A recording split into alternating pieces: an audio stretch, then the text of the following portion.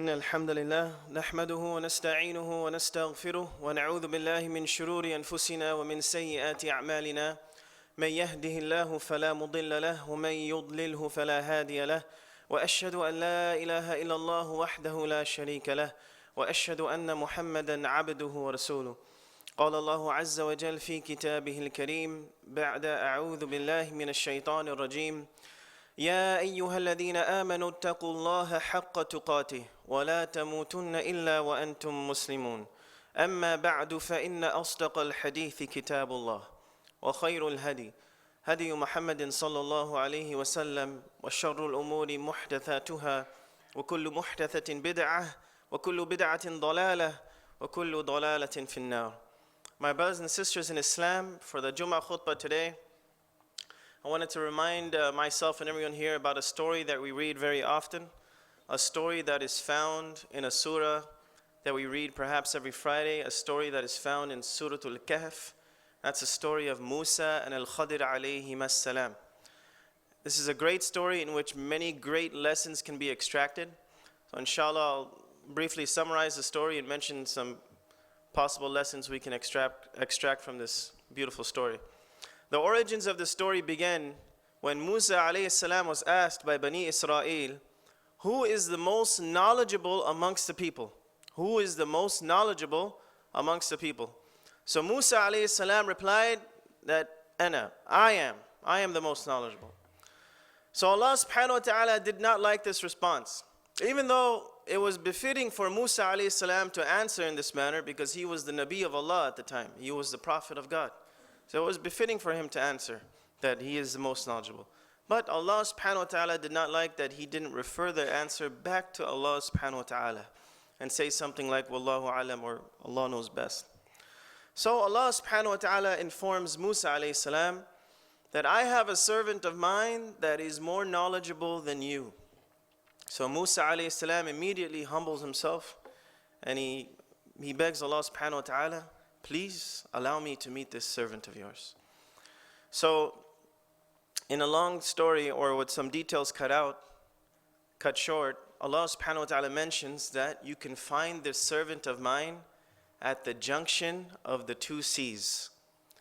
So to fast forward, Musa alayhi salam, after a little journey, ends up arriving at this junction, and he meets Al-Khadir alayhi salam, and they greet each other with salam.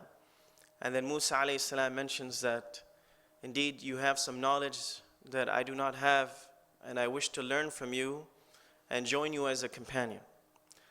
So Al-Khadir alayhi salam replies that, إِنَّكَ لَن تَسْتَطِيعَ مَعِيَ صَبْرًا.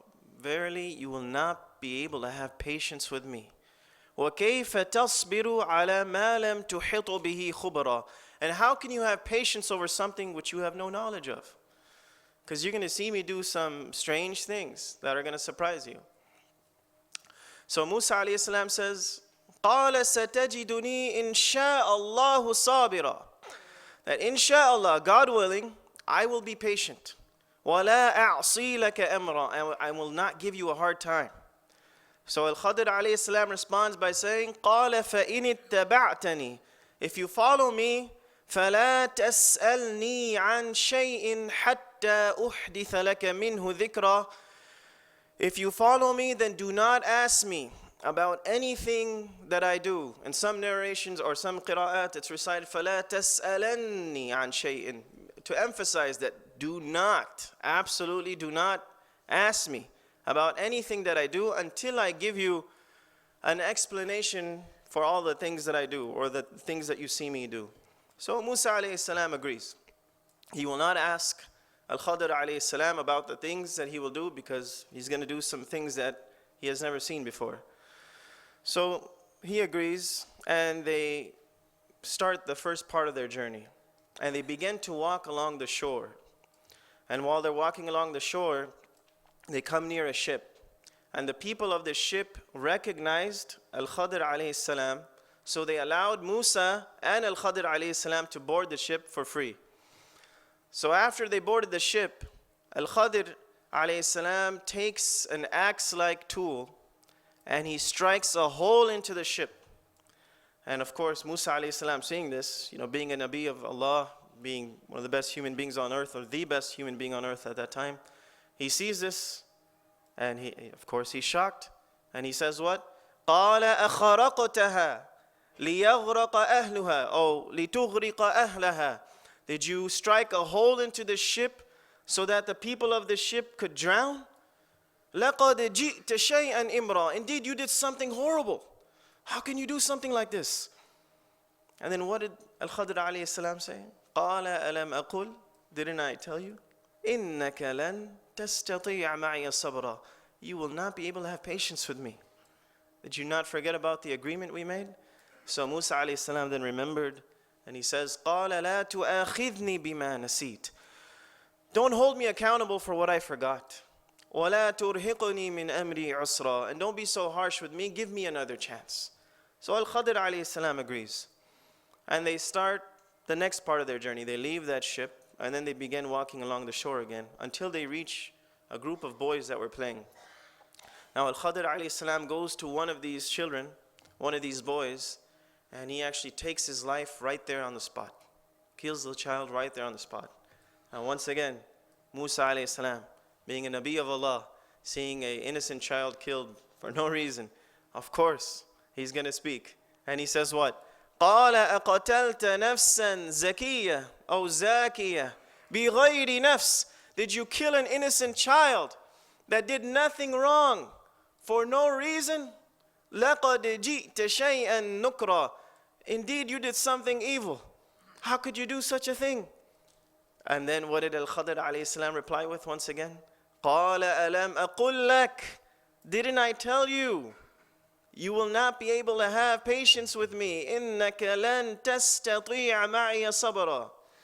So now Musa alayhi salam remembers that he realizes this is the second time he's faulted. So he says, قَالَ إِن سَأَلْتُكَ عَنْ شَيْءٍ بَعْدَهَا فَلَا تُصَاحِبْنِي. If I ask you one more time regarding something that you do, فَلَا تُصَاحِبْنِي, then don't take me as a companion. قَدْ بَلَغْتَ مِن لَدُنِّي عُذْرًا. You have received an excuse from me. So they began the third part of their journey. And they actually end up entering a town or a village. And usually when you enter a town, you enter somebody's house as a guest. You're hospitable to your guest. You take care of your guest. Unfortunately, the guests of this town were not hospitable to Musa and Al-Khadr alayhim as-salam. They didn't take care of their guests. Despite that fact, Al-Khadr saw a wall that was falling down, so he went ahead and he fixed that wall. He straightened that wall. So when Musa alayhi salam saw him do this, he just passed a comment. He said, قَالَ لَوْ شِئْتَ لَاتَّخَذْتَ عَلَيْهِ أَجْرًا. You could have taken some ajr for doing this. You could have taken some reward for doing this. We came to this town. They weren't very hospitable to us. They didn't really give us anything. Maybe you could have taken a little something, some money or some food, some ajr for doing this. So now Al-Khadr alayhi salam responds with, قَالَ هَذَا فِرَاقُ بَيْنِي وَبَيْنِكَ. This is the parting between me and you. Strike three, you're out. سَأُنَبِّئُكَ بِتَأْوِيلِ مَا لَمْ تَسْتَطِعْ عَلَيْهِ صَبْرًا. And now I am going to give you the explanations for all the things that I did. All the things that you were not able to have patience on. So he begins, أَمَّا السَّفِينَةِ. As for that ship, remember the first part of the story. Al-Khadr alayhi salam put a hole into the ship. Why did he do that? He said, فَكَانَتْ لِمَسَاكِينَ يَعْمَلُونَ فِي الْبَحْرِ. Because this ship belonged to some poor merchants. And this was their only means of livelihood. And on their journey, they were to cross a cruel king who seized every good ship. So had this king seen a defect in this ship or a fault in this ship, he would have let the whole ship go. And in fact, that's exactly what happened. He let the whole merchants were able to keep their only means of livelihood, which was the ship. And then for the second part of the story, the boy that I killed, he mentions, as for the boy, وَأَمَّا الْغُلَامِ فَكَانَ أَبَوَاهُ مُؤْمِنَيْنِ. His parents were believers, they were actually righteous believers. And had this boy grown up, he would have grown up to become a disbelieving, transgressing child, so much so that he would have led his parents to disbelief. So Allah subhanahu wa ta'ala desired that he replace this child with another child to bring the coolness to the parents' eyes. Now, as for the third part of the story, the wall that Al-Khadr alayhi salam fixed, he says, I fixed this wall because underneath it was a treasure that belonged to two orphans. And Allah subhanahu wa ta'ala wanted to bless these orphans with this treasure because وَكَانَ أَبُوهُمَا صَالِحًا. Their father was a righteous man. Their father was a righteous man. So Allah subhanahu wa ta'ala desired that these orphans reach their full age and take benefit from or comfort from this treasure.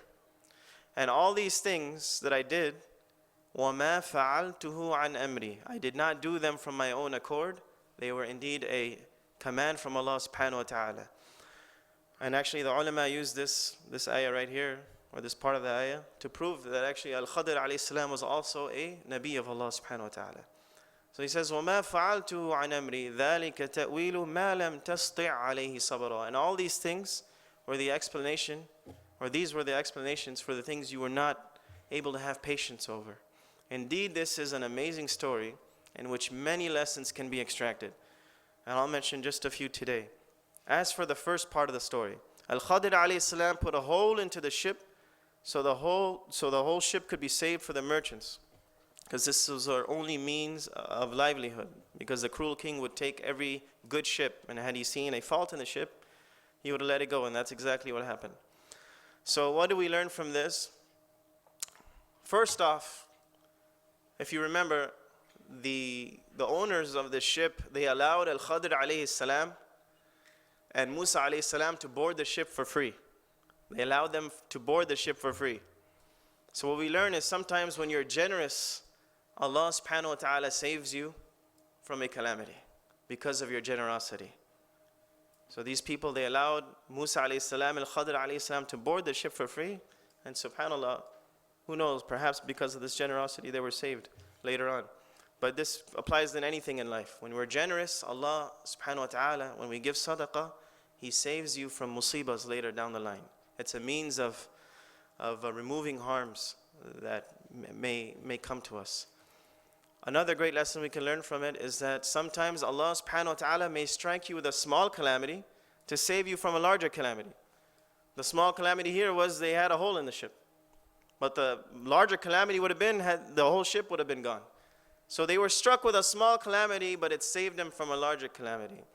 So what we can learn is, we may run into things in life, but maybe Allah subhanahu wa ta'ala is trying to save us from something even more harmful.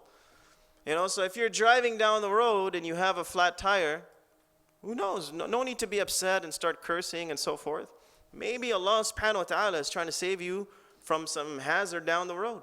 Now this doesn't mean we drive with flat tires that have a bunch of holes in them and needles with the thread sticking out. No, I mean you take proper precautions and you drive with all means of safety. But if something happens to happen along the line, قَدَّرَ اللَّهُ مَا شَاءَ فَعَلَ. Indeed, whatever Allah decrees, He wills, and there is some khair behind it. And another lesson we can learn from this, in general, is that calamities take place, tribulations take place, tests take place, but after them come ease. After them come ease. فَإِنَّ مَعَ الْعُسْرِ يُسْرًا. إِنَّ مَعَ الْعُسْرِ يُسْرًا. Indeed, the people of this ship had a hardship, but after that hardship came ease. Came ease. And you know what's amazing? The companions of Nabi sallallahu alayhi wasallam actually found themselves more at ease during times of hardship. During times of hardship, because they knew only good times were to follow. So they actually felt more comfortable during times of hardship because they knew after the hardship only ease would come. As Allah subhanahu wa ta'ala repeats in the surah that we all know, فَإِنَّ مَعَ الْعُسْرِ يُسْرًا إِنَّ مَعَ الْعُسْرِ يُسْرًا. With difficult times come good times.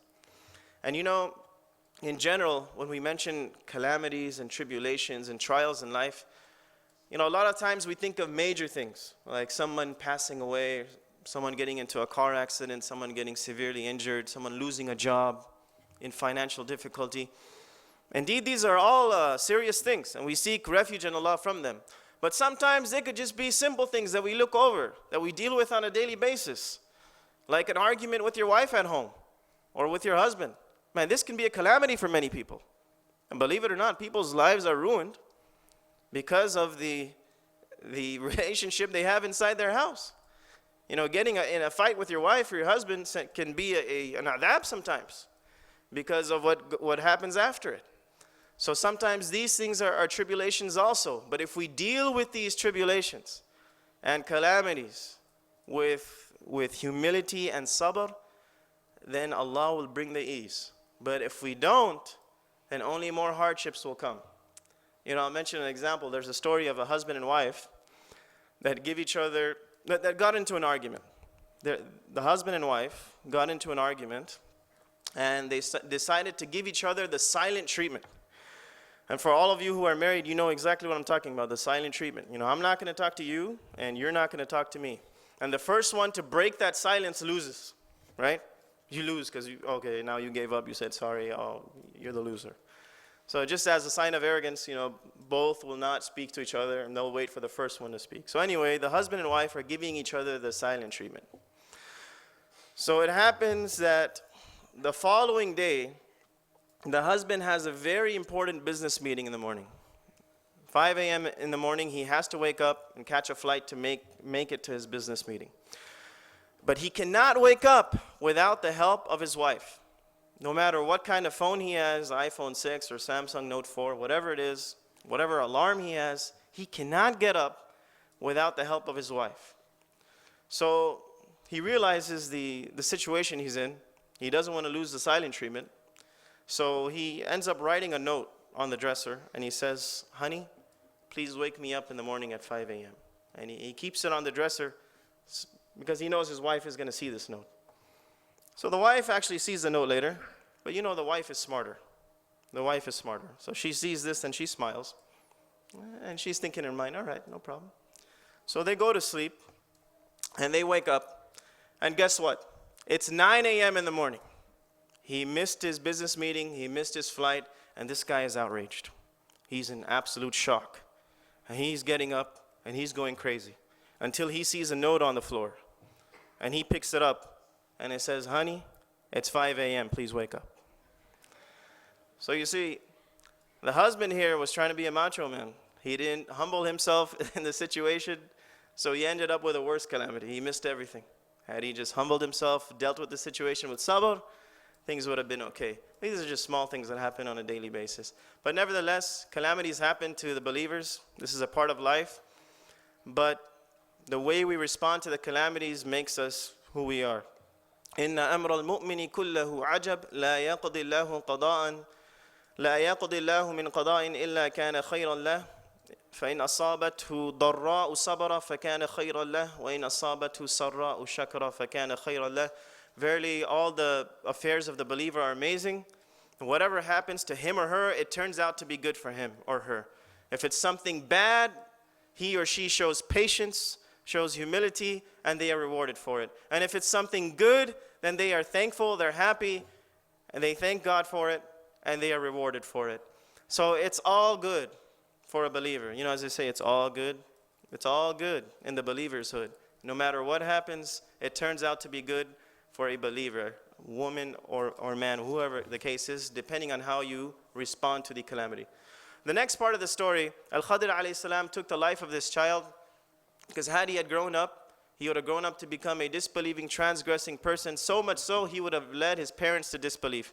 What can we learn from this? First and foremost, this does not mean you can look at somebody and say, yeah, akhi, I see you as a transgressing person, so I'm going to kill you, make your dhabiha, and inshallah, Allah will replace you with someone else.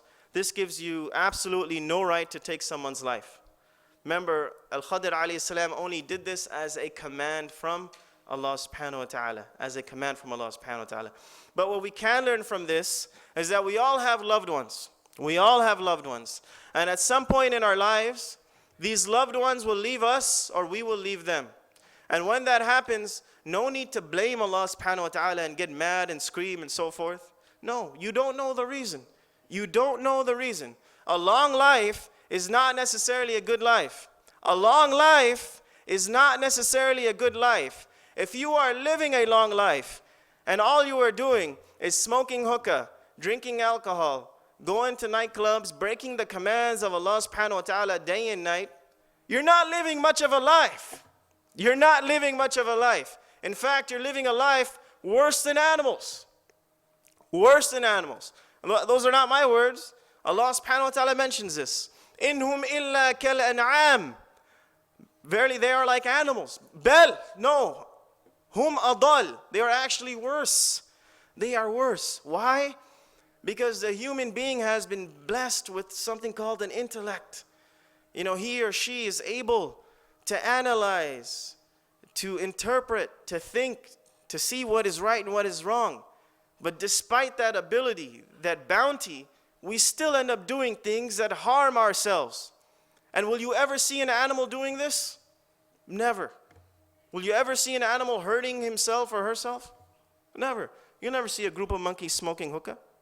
You'll never see a group of monkeys drinking alcohol. This will never happen. They're not going to do things to harm themselves. But here the human being, someone that Allah subhanahu wa ta'ala has honored. وَلَقَدْ كَرَّمْنَا بَنِي آدَمَ. We have honored the children of Adam. We have blessed them. You see him or her doing things like this, this is an insult. This is being ungrateful to the bounties that Allah subhanahu wa ta'ala has given us. But we ask Allah subhanahu wa ta'ala to give us long lives in which we perform our righteous deeds. Indeed, that is the best type of life. A long life in which you perform righteous deeds. And we ask Allah for this type of life. And when we leave this dunya, we ask Him to take us in a state of Iman. Ameen ya Rabbal Alameen. As for the last part of the story, Al-Khadr alayhi salam, and I'll try to end it real quick, we're running out of time. Al-Khadr alayhi salam fixed this wall because underneath the wall was a treasure that belonged to 2 orphans. Allah subhanahu wa ta'ala wanted to bless these orphans because وَكَانَ أَبُوهُمَا صَالِحًا. Their father was a righteous man. Their father was a righteous man. And this is an amazing, amazing story, or part of the story here. Because of the father's righteousness, Allah subhanahu wa ta'ala blessed these 2 orphans. Blessed these 2 orphans. We all have, or many of us have children here. And some of us later on, or most of us, will have children at one point in our lives. And at some point, you're going to desire that you leave something for them. Either some real estate or some money, gold, silver, whatever the case is. Some type of investment so they have an easy life later on when you leave. Take this as a recipe for success. Become a righteous parent, a righteous father, a righteous mother. And because of your righteousness, Allah subhanahu wa ta'ala will bless your kids, will take care of your kids in a way that you could never imagine. Through your righteousness, Allah subhanahu wa ta'ala will bless your children. And, in regards to this point, I don't want to leave the kids off the hook here too. A lot of times our parents ask us to do good things. Indeed, what we learn from this is actually the parents should be doing the good things first, right? They're the examples. Parents should always be the best themselves, and through their examples, the kids will follow. But a lot of times our parents will ask us to do good things. But I want to tell you, young boys and girls, when our parents are asking us to do good things, they only desire good for us. They only desire good for us. Remember, there's two people in life that will never be jealous of you. That will never be jealous of you, and that's your mom and your dad. No matter how big you become and how great you become, there's 2 people that will only be proud of you and only wish that you become even better, and that's your mom and dad. So when they ask you to do good things in life, turn off the TV or stop playing your Xbox or your Sony PS4, or do your homework and things like this and study, because they wish to see you succeed in life. They're not trying to give you a difficult life. They're not trying to make your life difficult. They've been there, they've done that. And they want to see you do better. So listen to them. And remember, one day you'll grow up and you'll have kids. And if they're sitting on the couch screaming at you, yelling and cursing at you, and talking back, it's going to boil your blood too. It's going to boil your blood too. So become righteous children. And inshallah, Allah subhanahu wa ta'ala will also bless you with righteous children when you become parents. We ask Allah subhanahu wa ta'ala to allow us to benefit from all the stories in the Quran and extract the best of lessons from them. أقول قولي هذا وأستغفر الله لي ولكم فاستغفروه إنه هو الغفور الرحيم.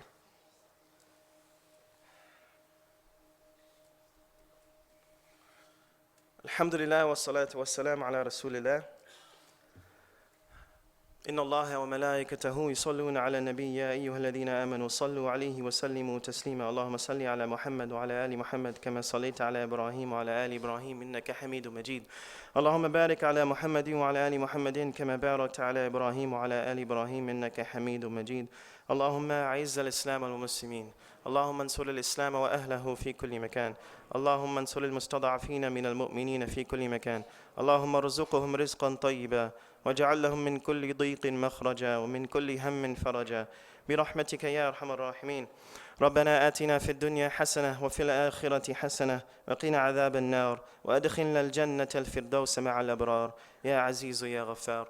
لا إله إلا أنت سبحانك إنا كنا من الظالمين. وصل اللهم على نبينا وحبيبنا محمد وعلى آله وصحبه وتابعين. قم الصلاة.